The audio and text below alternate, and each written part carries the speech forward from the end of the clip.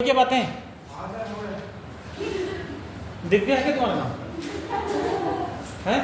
चलो देखो टाइम कम है, फटाफट फटाफट देख लो, है ना। सबसे पहले हम बात करते हैं, पहला क्वेश्चन है यहाँ पे ऑब्जेक्टिव क्वेश्चन दिए हुए हैं किसमें, नवबोध में। इसमें पहला क्वेश्चन है एल्केन का अणु होता है, एल्केन का अणु, किसका अणु? एल्केन, एल्केन का अणु होता है। तो बताइए एल्केन का अणु ध्रुवीय होता है या अध्रुवीय होता है? बताइए ध्रुवीय होता है या अध्रुवीय होता है? सारे alkane, methane, ethane, propane, butane, pentane, alkane क्या होते हैं? CH4, है ना। एल्केन क्या होते हैं भाई?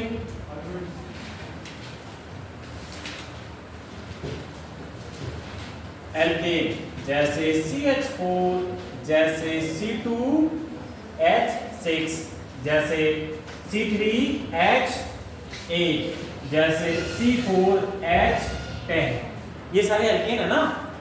ये क्या है सारे? अरे बोलो तो सही, एल्केन है ना।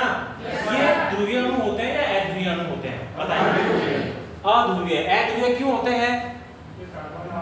हाँ, क्योंकि कार्बन और हाइड्रोजन की विद्युतीयता लगभग समान होती है, थोड़ा सा अंतर होता है। और हमने देखा है कि हम कार्बन और विद्युतीयताओं के कारण ध्रुवता नहीं मानते, है ना।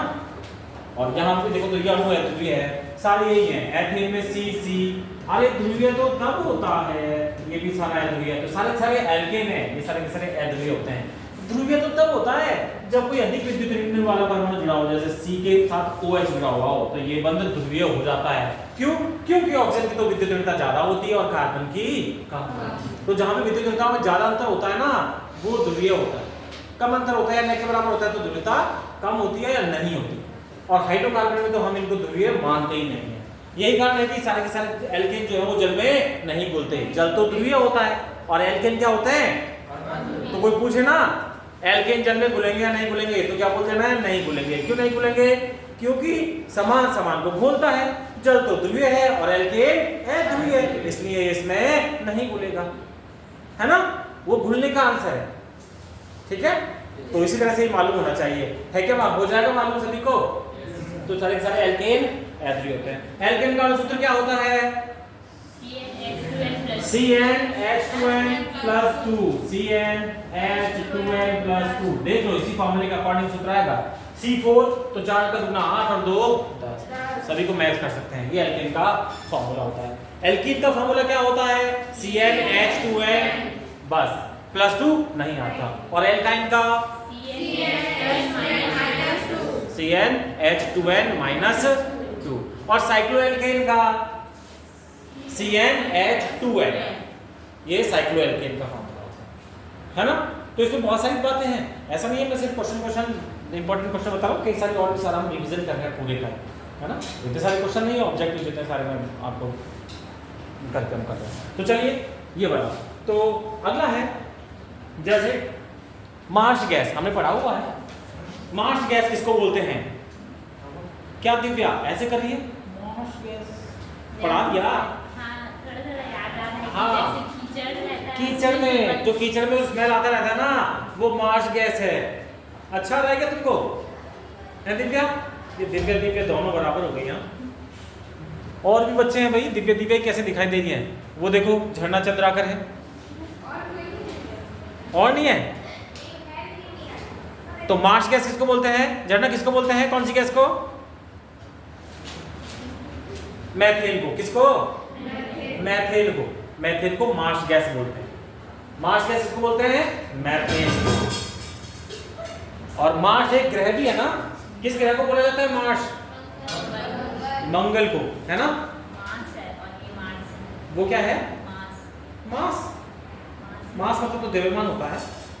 मंगल ग्रह को क्या बोलते हैं? क्या है स्पेलिंग? कौन बताएगा? MARS, Mars. तो मार्स नहीं है, क्या है? मार्स। हाँ, शे का फर्क है। आप क्या बोल रहे थे? मार्स बोल रहे थे? अच्छा मार्स, हाँ वो प्रोनाउंसिएशन का फर्क है। तो यहाँ पे मार्श गैस का मतलब क्या है? मार्श गैस मतलब कौन सी गैस? मैथेन गैस, है ना। चलिए वुड्स अभिक्रिया जो है, कौन सी अभिक्रिया? वुड्स अभिक्रिया द्वारा। वुड्स क्या है? वुड्स अभिक्रिया एल्केन बनाने की विधि है ना। इससे हमें हायर एल्केन प्राप्त होते हैं। वुड्स अभिक्रिया से जो भी एल्केन बनेगा उसमें कार्बन परमाणु की संख्या कितनी होती है, गुरुत्व क्रिया द्वारा कितनी हो सकती है, जो बनेगा एल्केन उसमें कार्बन परमाणु की संख्या 1 हो सकती है, 2 हो सकती है, 3 हो सकती है, 4 हो सकती है। मतलब कौन सी संख्या नहीं हो सकती? गुरुत्व क्रिया द्वारा निर्मित एल्केन में कार्बन परमाणुओं की संख्या नहीं हो सकती। या गुरुत्व क्रिया द्वारा कौन सा एल्केन नहीं बनाया जा सकता? मेथेन, एथेन, प्रोपेन या ब्यूटेन? मेथेन नहीं बनाया जा सकता, क्योंकि गुरुत्व क्रिया में 2 एल्किल हैलाइड या 2 एल्किल समूह जुड़ते हैं। अब 2 एल्किल जुड़ेंगे तो 2 एक कार्बन में होगा, तो कम से कम 2 कार्बन तो होंगे ही होंगे। समझ में आ रहा है क्या? समझ में नहीं आ रहा हो तो बोल दीजिएगा कि सर कैसे, है ना? ठीक है। और ये सारे क्वेश्चन नहीं है, जो समझे लिखेगा ही करेगा, तो हमारे पास ये क्वेश्चन नहीं है। इसमें बहुत सारे क्वेश्चन ऐसे नहीं। अगर आप ऐसे काउंट करोगे तो क्वेश्चन 100 से ज़्यादा संख्या हो जाएगी। मैं सारे जितने क्वेश्चन बताऊंगा आप सारे के सारे मुझे मालूम है, जो कि लोग यहाँ है ना सारे के सारे पास हैं, या वो सारे के सारे सही हैं, उनकी कॉपी सारे के सारे सही है, बट दूसरे लोग हैं ना उनके नहीं आते हैं, तो उनको थ्योरेटिकली पढ़ना चाहिए, ऐसे नहीं पढ़ना चाहिए सिर्फ क्वेश्चन आंसर, है ना? इसीलिए मैं भी नहीं करा रहा हूँ कि सिर्फ क्वेश्चन करा रहा हूँ, बहुत सारी चीज़ें और दूसरी भी इसमें अभी आप देखोगे ना तो 10 क्वेश्चन 10-15 क्वेश्चन हो गए ऐसे टाइम में, तो वो सारे में आने भी चाहिए, तो थोड़ा दिमाग भी लगाना है ना? तो चलिए next,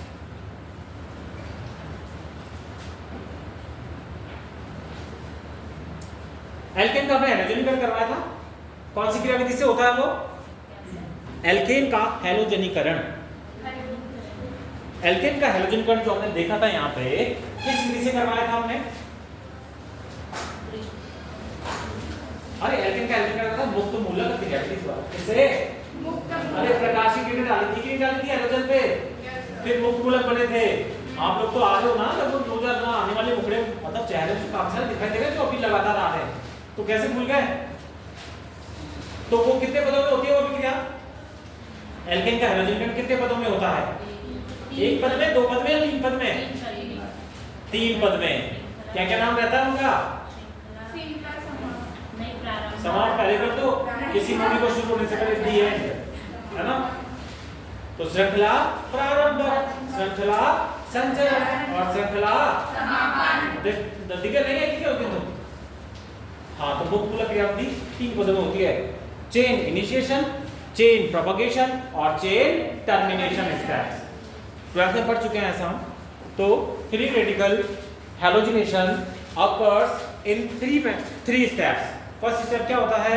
chain initiation, second one chain propagation और third one chain termination. 3 step में होता है, ये हमें मालूम होना चाहिए। चलिए, बेयर का तनाव सिद्धांत हमने पढ़ा था एल्केन में, जब हम साइक्लोएल्केन पढ़ रहे थे। तो बेयर का तनाव सिद्धांत क्या कहता है कि जो साइक्लोएल्केन होते हैं उनमें बॉन्ड एंगल की वजह से स्ट्रेन पाया जाता है, बॉन्ड एंगल की वजह से स्ट्रेन। अब स्ट्रेन क्या होता है? स्ट्रेन ये होता है ना, मैं यहाँ पे बैठा हूँ, मेरा हाथ भीड़ है, कहीं पे जा रहा हूँ बस में, भीड़ है और मेरा हाथ ऐसे कैसे, एक हाथ यूं ही है, मैं चाहता हूँ थोड़ा ऐसे करूँ, लेकिन भीड़ है तो ये इस हाथ में क्या आ जाएगा? स्ट्रेन। तो मैं अनस्टेबल हो जाऊंगा। कोई मुझसे कुछ पूछेगा भैया कहाँ जा रहे हो, दिखाई नहीं दे रहा क्या? जहाँ सारी बस जा रही है, रायपुर जा रही तो रायपुर जा रहे हैं, ऐसा जवाब दे दूंगा कि नहीं? और जब स्ट्रेन नहीं होगा तो क्या कहूँगा? हाँ रायपुर चल रहे हैं, साथ में मुस्कुराऊंगा भी, है ना? ऐसा ही होता है ना? अरे होता है कि नहीं? आपके पेरेंट्स भी ऐसे ही मालूम करते हैं आपके मूड को, आपका मूड कैसा है उसे मालूम करने के लिए पेरेंट्स इस टेक्निक का उपयोग करते हैं। क्या चल रहा है, क्या नहीं चल रहा है, इनके कॉलेज में क्या है, कैसी पढ़ाई चल रही है, वो अप्रत्यक्ष बातें पूछ के मालूम कर लेते हैं, है ना? आपको उनको लग रहा है कि डिस्टर्ब है तो पूछेंगे, तो आपकी जो जवाब देने का तरीका होता है ना, एक दिन तो हंसते हुए जवाब देने का तरीका होता है, दूसरे दिन कुछ तो उनको लग जाता है कि बच्चा टेंशन में है या कुछ है, फिर वो मालूम करते हैं पीछे क्या कारण है। सीधे साधे लोग तो होते हैं, जैसे मम्मी होते हैं तो सीधी पूछ लेती है, पापा थोड़ा सा ऐसा करके पूछते हैं कि आपको मालूम भी नहीं चलता। तो अगर कोई ये समझ रहा हो ना कि मैं जो कर रहा हूँ वो तो मालूम ही नहीं है पापा को या मम्मी को, नहीं, तुम्हारा सब कुछ मालूम है। तुम अगर पढ़ रहे हो ना, हार्डवर्क कर रहे हो, वही मालूम है। तुम अगर मान लो कॉलेज में शादी नहीं कर रहे हो, वो भी उनको मालूम चल जाता है, बिना यहाँ पे देखे करे, सिर्फ बात करने से, है ना? जब आप उस उम्र में जाओगे ना, तब आपको पता लगेगा, अरे ये तो हम तो यूँ समझते थे कि नहीं है मालूम, सब मालूम रहता है। जब आपकी एज बढ़ेगी ना, जब उसमें पहुँचोगे, तब आपको मालूम होगा कि उनको सब पता रहता है ना? अभी नहीं लगेगा, बाद में मालूम कर लेगा। मैं भी पहले यही समझता था कि मेरी जो शैतानी है वो घर वालों को पता नहीं है, अब बाद में समझ आ रहा है, अरे उनको सब पता था, है ना? जैसे मैंने क्या किया, जैसे मान लो घर में कुछ है, टूट गया, ठीक है, मेरे हाथ से टूट गया, मैंने रख दिया। घर में पूछा किसी ने, अरे ये क्या हो गया, तो क्या बोलेगा बच्चा, क्या बोलेगा, मैंने तो नहीं तोड़ा, दीदी ने तोड़ा होगा। घर वालों को पता है, जैसे छोटे बच्चे होते हैं तो दीदी ने तोड़ा होगा। अब मम्मी को या घर वालों को पता तो है इससे ही टूटा है, लेकिन क्या लड़ना कि अब बस इतना तो मालूम तो रहता है उनको। तो ऐसे ही अलग अलग शैतानियों का अलग अलग कैटेगराइजेशन होता है, अलग अलग हायर लेवल या लोअर लेवल होता है, बट पेरेंट्स को सब कुछ पता रहता है। चलिए, तो हम बात करते हैं बेयर के विकृतिवाद की। तो बेयर का विकृतिवाद के अनुसार हम अगर बात करें साइक्लोप्रोपेन, साइक्लोब्यूटेन, साइक्लोपेंटेन और साइक्लोहेक्सेन, तो किसमें सबसे ज्यादा विकृति पाई जाती है? साइक्लोप्रोपेन में। अभी समझाना आएगा क्या? किस को आता है? कौन कौन समझा सकता है कि ये साइक्लोप्रोपेन में विकृति क्यों पाई जाती है ज्यादा? क्या आपने नाम भूल गया तुम्हारा? खगेश, तुम्हारा नाम? पुष्पा। और हाँ दिव्या, साइक्लोप्रोपेन में और कोई नहीं है? अरे ये साइक्लोप्रोपेन होती है,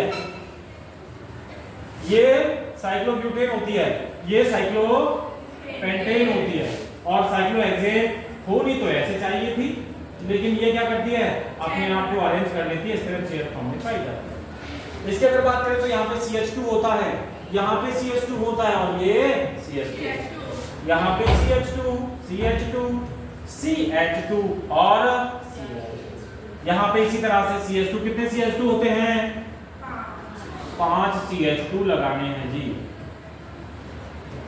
और यहाँ पे CH2, CH2, CH2, CH2, समझ लो ऐसे है ना, CH2, ठीक है। इसकी और अगर मैं खोल के स्ट्रक्चर लिखूं ना, अगर मैं इसकी स्ट्रक्चर को खोल के लिखता हूं तो और मैं कैसे लिख सकता हूं इसको? इस तरह से हाइड्रोजन हाइड्रोजन हाइड्रोजन हाइड्रोजन, इस तरह से हाइड्रोजन निकले रहते हैं। ये H H H H। चलिए अब देख, sp3 संकट होता है। sp3 संकट में प्रत्येक कार्बन का संकट कौन सा है? sp3। पिछली क्लास में बताया आपको संकट निकालना है ना। तो sp3 होता है, sp3 होता है तो बॉन्ड एंगल कितने का होना चाहिए? 109 डिग्री 28 मिनट। अब यहाँ पे बॉन्ड एंगल कितना है? 109 डिग्री 28 मिनट तो नहीं है। अरे ये तो 90 का ही नहीं लग रहा, 109 डिग्री कैसे पहुंचेगा? और ट्रायंगल में तो अगर मान लो समभुज होता है, त्रिभुज, समभुज और समबाहु त्रिभुज होता है, तो उसमें बॉन्ड एंगल कितना रहता है? 60 डिग्री। कितना डिग्री? तो 60 डिग्री, और कहाँ 109 डिग्री? चाहिए तो था 109 डिग्री 28 मिनट, और है कितना? 60। तो बेचारा स्ट्रेन में है कि नहीं, है ना। इसी तरह से इसमें कितना है? 90। चाहिए 109 और है कितना? 90। इसी तरह से इसमें भी है कुछ स्ट्रेन, लेकिन यहाँ पे जो साइक्लोहेक्सेन है वो घूम के अपने आप को ऐसे कर लेता है और टेट्राहेड्रल शेप में अरेंज हो जाता है। इसका बॉन्ड एंगल होता है 109 डिग्री 28 मिनट। जितना चाहिए उतना ही हो जाता है, जितना चाहिए उतना हो जाता है, तो इसमें स्ट्रेन नहीं रहता। तो साइक्लोहेक्सेन इन सभी में सबसे ज्यादा स्थायी होता है, और साइक्लोप्रोपेन सबसे ज्यादा अस्थायी होता है। आगे क्या यार? सिर्फ कॉपी में लिख लेगा, समझ लो चीजों को। तो ये क्या था? बेयर का विकृतिवाद। तो बेयर का विकृतिवाद के अनुसार sp3 संकट में 109 डिग्री 28 मिनट का बॉन्ड एंगल होना चाहिए, लेकिन साइक्लोप्रोपेन, साइक्लोब्यूटेन, साइक्लोपेंटेन इत्यादि अणुओं में स्ट्रेन पाया जाता है। साइक्लोप्रोपेन में सबसे ज्यादा पाया जाता है, साइक्लोब्यूटेन में उससे कम। क्यों होता है? 109 माइनस 60 बराबर कितना आएगा? 49। 109 माइनस 90 बराबर कितना आएगा? 19। तो इसमें सबसे ज्यादा है, फिर इसमें है, फिर इसमें है, और इसमें तो स्ट्रेन है ही नहीं। इसीलिए साइक्लोप्रोपेन सबसे ज्यादा अस्थायी होता है, जबकि साइक्लोहेक्सेन सबसे ज्यादा स्थायी होता है, क्योंकि उसमें स्ट्रेन पाया ही नहीं जाता। हो गया क्या? ऐसा तो नहीं है कुछ ही समझ में नहीं आ रहा हो सर, क्या बड़बड़ किए जा रहे हो? हैं? अरे आ रहा है क्या समझ में? हाँ चलिए,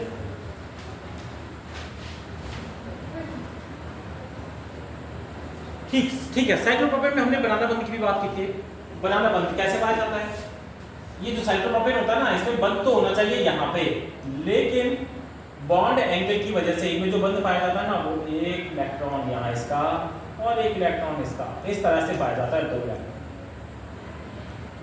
ये बनाना बॉन्ड होनी चाहिए तो शेप कैसी, बिल्कुल बीच में होने चाहिए थे इस तरह से ये, लेकिन ऐसे नहीं होते।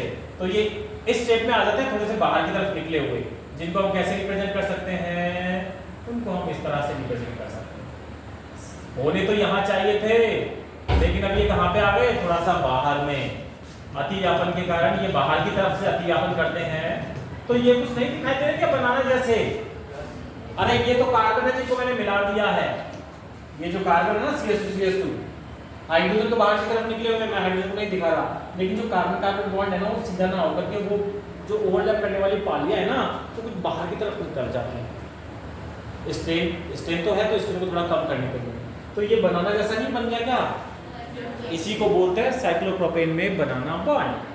डाइबोरेन में तो विशेषकर हम पढ़ते ही हैं, आप पिछली क्लास में पढ़ के आए हो बनाना बॉन्ड डाइबोरेन में, और 12th में पढ़ा होगा। तो साइक्लोप्रोपेन में भी बनाना बॉन्ड होता है।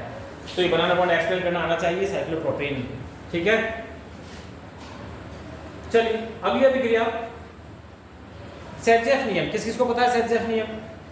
सेटजेफ नियम, शहद नियम नहीं, सेटजेफ नियम। ऐसे देख रहे हैं क्या बोला सर ने, पहली बार सुन रहे हैं, अरे कल परसों पढ़ा है। जब किसी एल्किल हैलाइड का भी हाइड्रोहैलोजनीकरण होता है, ठीक है, जब किसी एल्किल हैलाइड का भी हाइड्रोहैलोजनीकरण होता है, तो यदि 2 या 2 से अधिक प्रकार की एल्कीन बनने की संभावना होती है, तो वो एल्कीन ज्यादा मात्रा में बनती है जिसमें अधिक संख्या में प्रतिस्थापी समूह या जिसमें अधिक संख्या में एल्किल समूह जुड़े हुए हो, है ना। अरे यही है क्या, हाँ, उसी को क्या बोलते हैं, सेटजेफ। तो वो ज्यादा मात्रा में बनेगी जिसमें अधिक संख्या में एल्किल समूह जुड़े हुए हों। एग्जाम्पल देके बताया था यहाँ पे, भूल गए क्या है? बनाया भी था, क्वेश्चन भी किया था, भाई भी रामानंद ने भी किया था, और किसने किया था, आपने किया था, दिव्या ने भी किया था, और झरना ने तो बोला था, उसी बोला था क्या, ये बोली थी सर मुझे तो बिल्कुल ही समझ में नहीं आ रहा है, क्यों सर, मुझे मीडियम का फर्क है, फिर उसको पूरे इंग्लिश में ही बोला था, है ना, ठीक है। तो क्या बोला था, जब when alkyl halide undergo further dehydrohalogenication, then there will be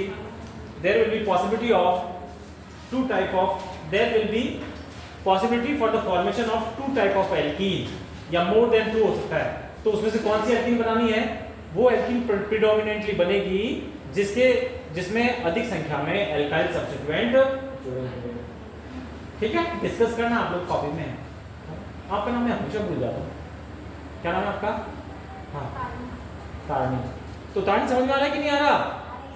और बुक तो नहीं लाई होगी, फिर कैसे करोगे? फिर इसलिए कम नंबर आता है, मेहनत तो पूरी होगी तुम्हारी तरफ से, लेकिन अब बुक नहीं है, मटेरियल नहीं है, तो फिर बाद में फिर दिक्कत आएगी ना। वैसे बुक सर को बोल दिया है, बुक के लिए है ना, लाइब्रेरी में बाद में तो आ जाएंगी, है ना।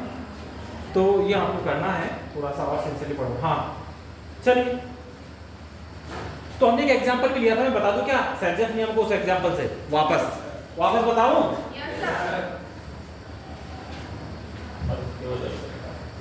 देखो CH2H CHX CH3 और CH3, 1 2 3 4, यहाँ पे हाइड्रोजन नहीं है, हाइड्रोजन को हटा दिया आपसे, ये हाइड्रोजन मैंने हटा दिया।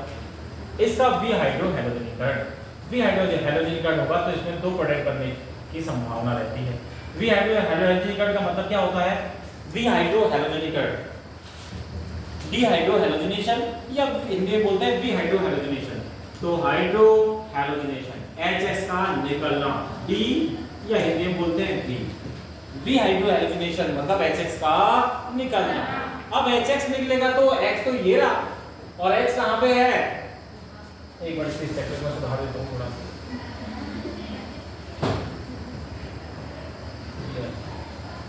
कौन हंस रहा है? मुझ पे हंस रहे हो भाई? तो देखो ये यहाँ पे X तो ये रहा और H ये रहा, H ये रहा। अब HX कहाँ से निकल सकता है? एक तो HX ये वाला निकल सकता है और दूसरा HX ये वाला निकल सकता है। अरे x और निकलेगा तभी तो बनेगा HX। तो x यहां से निकले और h यहां से निकले तो यहां पे डबल बॉन्ड, x यहां से निकले और h यहां से निकल जाए तो यहां पे डबल बॉन्ड। ऐसा तो होगा नहीं है x यहां से निकले और h यहां से निकले, ऐसा नहीं होता, पास वाले कार्बन से होता है ना? अरे होता है कि नहीं? तो दो प्रोडक्ट बनने की संभावना है। क्या क्या बनने की संभावना है? एक तो बन सकता है CH2, अगर ये वाला निकलेगा तो CH2 double bond CH single bond CH और CH3। और दूसरा क्या बन सकता है?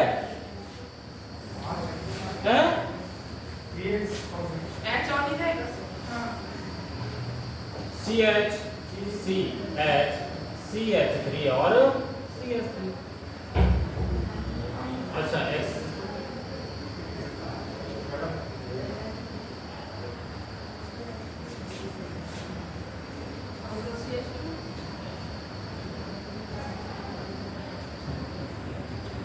अगर मैंने इस H को नहीं निकाला तो क्या बनेगा ये, मतलब यहाँ इसको यहाँ पे लिख सकते हो, देखिए ठीक है ना? वहाँ पर CH2 है। कहाँ पे आएगा? CH2 डबल बॉन्ड उसके बाद CH2 फिर आएगा। नहीं ये X निकल गया ना यहाँ से, X और H यहाँ से निकलेगा तो ये CH2 double bond CH single bond ये CH में मिला के लिखते हैं वहाँ पे और CH3। अगर यहाँ से निकलता है HX तो ये बन जाएगा डबल बॉन्ड, और अगर HX यहाँ से निकलेगा तो क्या बनेगा? तो बनेगा CH3। मैंने मिला के लिख देता हूँ यहाँ पे, CH3 अलग भी लिख सकते हो तुम, यहाँ पे रह जाएगा CH, यहाँ पे डबल बॉन्ड CH CH3। ये वाला निकल जाएगा ना, और ये तो या तो ये निकलेगा, ये HX निकलेगा ये वाला तो ये बनेगा, और ये वाला HX निकलेगा तो ये। अब सेजेफ नियम ये बताता है कि कौन सा प्रिडोमिनेंटली बनेगा इनमें से। तो सेजेफ नियम क्या कहता है? वो ज्यादा मात्रा में बनेगा जिसके ज्यादा संख्या में प्रतिस्थापित जुड़े हुए हो, या वो एल्कीन ज्यादा मात्रा में बनेगी जिसमें ज्यादा संख्या में एल्किल समूह जुड़े हुए हैं। तो एल्कीन मतलब डबल बॉन्ड, ऐसे गुणा लगा लो। अब इसमें कितने एल्किल समूह जुड़े हुए हैं? इसमें तो एक निकला। कार्बन की चेन होनी चाहिए, हाइड्रोजन को प्रतिस्थापी हम काउंट नहीं करते हैं, एल्किल समूह को काउंट करते हैं। और दूसरा यहाँ पे डबल बॉन्ड, ये इसमें गोला लगा लो। अब इस पे तो 1 2 और 3 और इस पे एक ही जुड़ा हुआ है, आगे कितने जुड़े हुए हैं हमें उससे मतलब नहीं है, हमारे पास तो एक ही निकल रहा है ना? अरे समझ में आ रहा है क्या? है या कोई घर पे तो नहीं है? घर पे ही हो ना अभी? हाँ तुमसे बोल रहा हूँ मैं।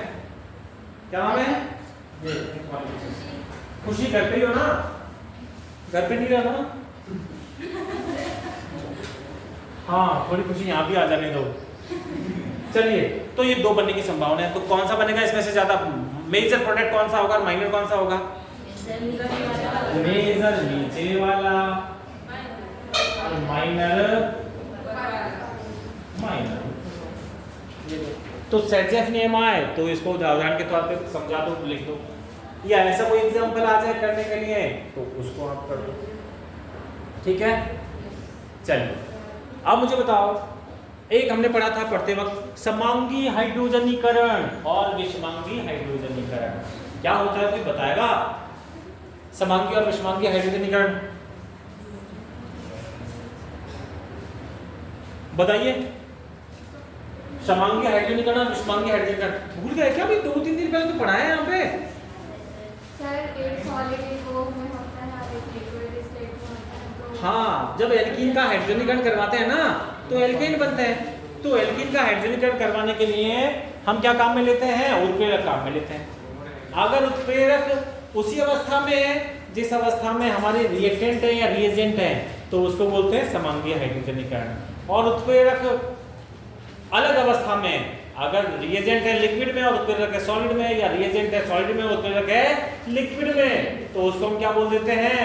विषमांगी हाइड्रोजनीकरण। हाइड्रोजनीकरण वाले केस की बात है ये, क्योंकि मैंने पूछा है समांगी हाइड्रोजनीकरण, तो आपको हाइड्रोजनीकरण लेते हुए अगर ऐसे पूछते समांग या ऐसे बोलते होमोजीनस कैटलिस्ट, है ना, समांगी उत्प्रेरक और विषमांगी उत्प्रेरक, तब आपको हाइड्रोजनीकरण ऐड करने की जरूरत नहीं थी। लेकिन यहाँ पे तो हाइड्रोजनीकरण के परिप्रेक्ष्य में पूछा है समांगी हाइड्रोजनीकरण या विषमांगी हाइड्रोजनीकरण। तो समांगी निकल पैलेडियम प्लेटिनम, ये तो क्या होते हैं? सॉलिड, है ना। और दूसरे जो कैटलिस्ट हैं, है ना, विल्किंसन कैटलिस्ट, और वो होते हैं ऑर्गेनिक टाइप के, है ना। तो उसको फिर वैसा ही बोला जाएगा। कैसा? तो क्या बोलेंगे दोबारा? अगर रिएजेंट जिस अवस्था में है वैसे ही उत्प्रेरक उसी अवस्था में है तो उसको बोलेंगे समांगी हाइड्रोजन। और हाइड्रोजन इकाई में अगर रिएजेंट और कैटलिस्ट की अवस्थाएं अलग अलग हैं तो उसको बोलेंगे विषमांगी हाइड्रोजन। उसका मैंने उदाहरण दिया था रोबोट वाला। आप ह्यूमंस हो, ह्यूमंस को एक ह्यूमन आके पढ़ाता है, मैं आपको उत्प्रेरित कर रहा हूँ, पढ़ने के लिए प्रेरित कर रहा हूँ, बोल रहा हूँ, अगर आप जाके आप पढ़ोगे, ठीक है, तो मैं क्या हूँ? समांगी। लेकिन बाद में 10-15 साल बाद मैं नहीं आऊंगा, कौन आएगा? रोबोट। तो रोबोट आएगा